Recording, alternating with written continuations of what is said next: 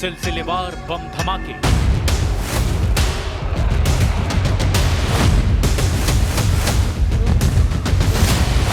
मिसाइलों की बौछार, बारूदी आग और काला धुआं।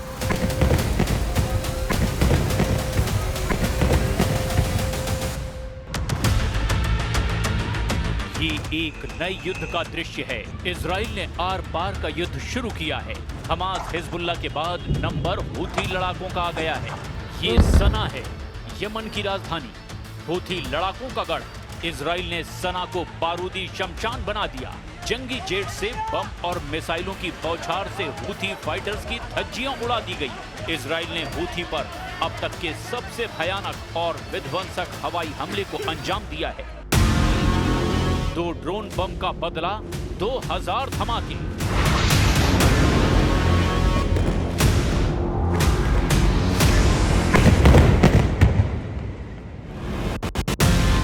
जंगी जेट, 65 मिसाइल, बेहिसाब बारूद।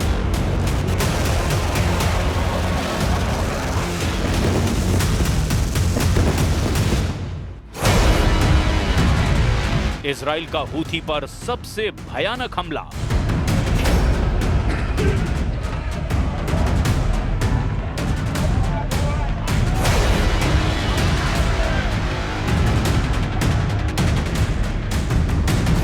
अब हूथी चीफ को जिंदा नहीं छोड़ेगा इजराइल।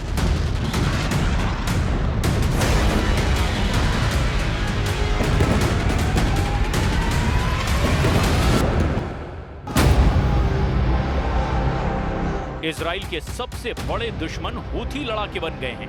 हूथी लड़ाकों को इजराइल कुचल रहा है। नेतन्याहू के ऑर्डर पर हूथी चीफ अब्दुल मलिक अल हूथी को निशाना बनाया जा रहा है।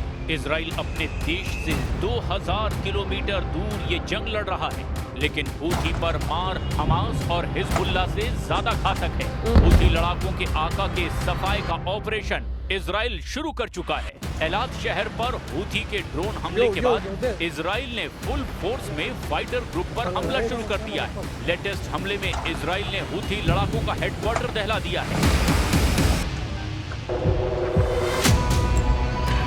इजराइल डिफेंस फोर्स के जंगी जेटों ने यमन की राजधानी सना में हूथी के 7 मिलिट्री बेस पर बमबारी की है। आईडीएफ ने बताया कि जिन 7 ठिकानों पर हमले किए गए उनमें 5 हूथी के सैन्य मुख्यालय हैं।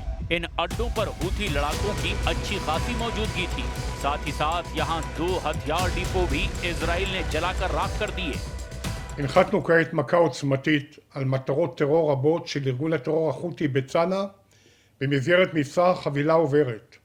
מטוסי חיל האוויר תקפו מספר מחנות צבאיים, בין היתר מחנה של המטכ"ל החותי, חיסלו עשרות רבות של פעילי טרור חותים והשמידו מאגרי כטב"מים ואמל"ח.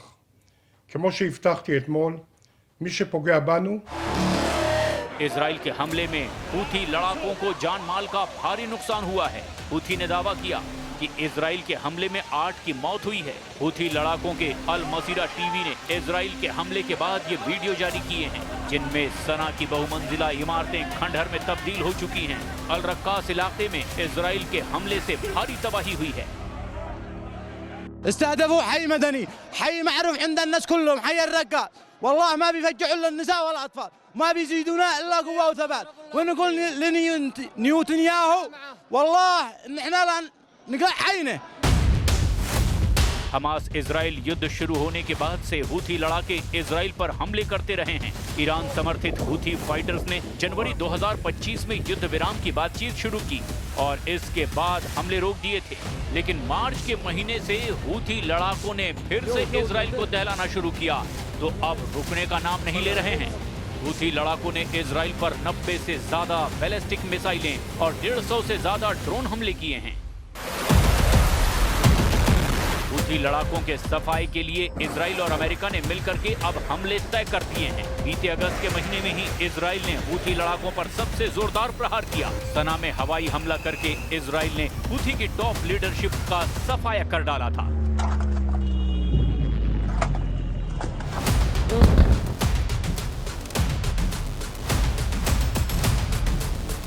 इजराइल की सटीक एयर स्ट्राइक में हूथी प्रधानमंत्री गालिब अल रहावी और रक्षा मंत्री मोहम्मद नासिर अल अतीफी के साथ कई बड़े कमांडर ढेर हो गए थे। एक झटके में कई दुश्मनों को मिट्टी में मिलाने के बाद पीएम नेतन्याहू ने हूथी चीफ को डायरेक्ट धमकी दी थी। משטר הטרור החותי לומד בדרך הקשה שהוא ישלם ומשלם מחיר כבד מאוד על התוקפנות שלו נגד מדינת ישראל. מי שתוקף אותנו, אנחנו תוקפים אותו. מי שמתכנן לתקוף אותנו, אנחנו תוקפים אותו. אני חושב שהאזור כולו לומד את עוצמת היד והנחישות של מדינת ישראל. नेतन्याहू की तमाम धमकियों और हमलों के बाद भी हूथी लड़ाके बाज नहीं आ रहे, जबकि यमन के राष्ट्रपति नेतृत्व परिषद के प्रमुख रशद अल अलीमी अपने देश को बचाने के लिए अब इंटरनेशनल गठबंधन सेना की मांग कर रहे हैं। إلى تشكيل تحالف دولي فعال من أجل استعادة أمن واستقرار اليمن، تحالف يعيد بناء المؤسسات للدولة الوطنية ويحرر البلاد من قبض الميليشيات والجماعات الإرهابية بكافة أشكالها. हूथी लड़ाके ना इजराइल से डरते हैं ना अमेरिका से। ज्यादा दिन नहीं बीते हैं जब अमेरिका ने हूथी लड़ाकों पर B-2 बॉम्बर से हमला किया था।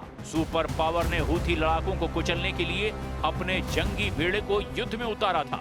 अमेरिका ने फाइटर जेट ही नहीं, बड़े बड़े डिस्ट्रॉयर और मिसाइल क्रूजर से भी यमन पर हमला किया। लड़ाकू विमानों के साथ साथ अमेरिका ने अपना तिकोन देरागा क्लास के मिसाइल क्रूजर भी एक्टिव किए। लगातार कई क्रूज मिसाइल लॉन्च भी किए गए। ऐसे ही अमेरिका ने हिंद महासागर से जहाज की गुप्त लोकेशन से यमन पर लगातार कई हमले किए। अमेरिका ने दावा किया कि उसने हूथी पर पिन पॉइंट अटैक किए। अमेरिका ने हूथी लड़ाकों के खिलाफ हमला लाल सागर में कारोबारी जहाजों की रक्षा के लिए किया था। नवंबर 2023 से हूथी विद्रोहियों ने लाल सागर और अदन की खाड़ी में दर्जनों मालवाहक जहाजों को टारगेट किया। ऐसे हमलों में उसने मिसाइलों, ड्रोन और छोटी नावों का इस्तेमाल किया, जिसके जवाब में ट्रंप ने ऐलान किया था ना हूथी बचेंगे ना ही उनका एंटी शिप युद्ध। मगर जब जब गाजा पर इजराइल का बम गिरा है, यमन की तरफ से उन समुद्री जहाजों को टारगेट किया गया। एक तरफ Netanyahu made in America bunker buster बमों से गाजा को दहला रहे हैं, तो वहीं दूसरी तरफ हूथी के रॉकेटमैन लाल सागर से होकर गुजर रहे अमेरिका, यूरोप और इजरायली जहाजों को टारगेट कर रहे थे। ऐसा 2023 में गाजा और इजराइल के युद्ध के बाद से लगातार होता आ रहा था। سنعطي مهلة 4 أيام. هذه المهلة للوسطاء فيما يبذلونه من جهود. إذا استمر العدو الإسرائيلي بعد 4 أيام في منع دخول المساعدات إلى قطاع غزة.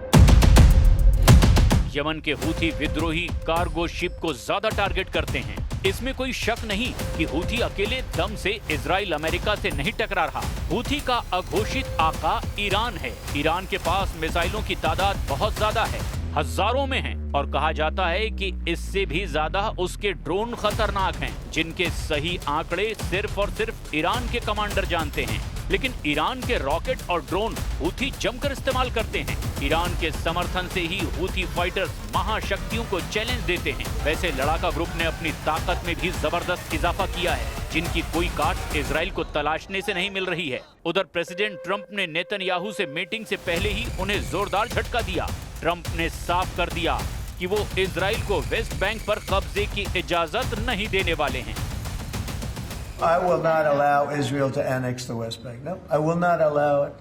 It's not going to happen. Did you speak with Netanyahu about this directly? Yeah, but I'm not going to allow it. Whether I spoke to him or not, I did. But I'm not allowing Israel to annex the West Bank. There's been enough. It's time to stop now, okay?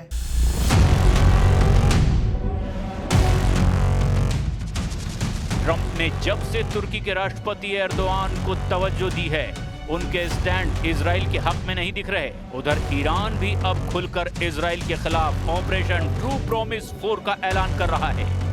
ये satellite तस्वीरें Iran के 2 missile centre की है। पहली है Persian और दूसरी है शहराज। दोनों मिसाइल प्रोडक्शन साइट्स पर फुल फोर्स में काम शुरू हो चुका है। ईरान की रॉकेट फोर्स जल्द यहां से बनी मिसाइलों से लैस होने वाली है और शायद यही वजह है कि सुप्रीम लीडर अली खामनेई ने ट्रंप से एटमी डील से साफ इनकार कर दिया है। सुप्रीम लीडर ने कहा कि न्यूक्लियर डील ईरान के लिए हानिकारक है। در وضع کنونی مذاکره با دولت آمریکا اولا هیچ کمکی به منافع ملی ما نمیکنه، هیچ سودی برای ما نداره، هیچ ضرری را هم از ما دفع نخواهد.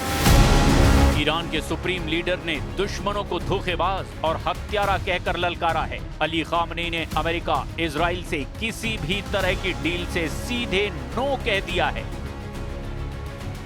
در همه چیز خلف وعده میکنه، در همه چیز دروغ میگه، فریب اعمال میکنه، وقت و بی وقت تهدید نظامی میکنه. اگر دستشون برسه اشخاص رو ترور میکنن، همچنانی که سردار شهید ما رو، شهید سلیمانی رو ترور کردن. اگر بتوانن از این کارها میکنن یا مراکز هسته‌ای رو بمباران میکنن. طرف یه چنین وضعیتی داره، ما با این طرف نمیشه مذاکره کرد، نمیشه با اطمینان و اعتماد نشست و حرف زد و حرف شنید و قرار گذاشت. सुप्रीम लीडर अली खामनेई का रुख अब कई मुल्कों की तकदीर तय करेगा, खासकर इजराइल का, जिसे धरती से मिटाने की कसम अली खामनेई ने कई बार सार्वजनिक मंच से दोहराई है।